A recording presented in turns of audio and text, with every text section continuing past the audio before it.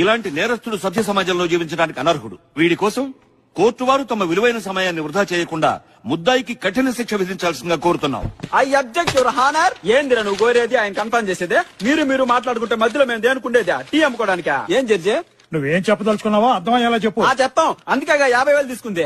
ఇంతకి నా క్లయింట్ మీద ఉన్న ఆరోపణలు ఏంటో. చిల్లర దొంగతనాలు, బ్యాంకు రాబరీలు చేసావా? చేయలేదు రాజా. చేయలేదంటున్నాడుగా. ఓకే, చేశాడు అనుకుందాం. ఆ మాత్రం దానికి ఉరి శిక్ష చేస్తారా మీరు? నెక్స్ట్. జడ్జి గారు ఉరి అనే మాట అనలేదయ్యా. నేను అనిపిస్తాగా. ఏం కాదు, ఉండండి. నెక్స్ట్. బాంబ్ బ్లాస్ట్లు. ఇన్ని చేసినట్టుగా బాంబ్ బ్లాస్ట్ ఒక లెక్క. ఆ మాత్రం దానికి ఉరి చేస్తారని మీరు? చూడండి వెంకట్రావు గారు, ఇలాంటి చిన్న చిన్న విషయాలకు ఉరి శిక్ష వేయడం ఏ మాత్రం భావ్యం కాదు. ఏదో 10ో 12ో జరిమానా వేశారంటే మా వాడు కట్టెళ్ళిపోతాడు. ఇరువురికి మంచి. నేనేం తీర్పు ఇవ్వాలో చెప్పడానికి నువ్వెవడు రా? లేకపోతే నువ్వు ఇచ్చే తీర్పుకి పడి పోసేసుకుంటామనుకున్నావా? ఆయన జడ్జి గారు ఏం చేస్తావురా?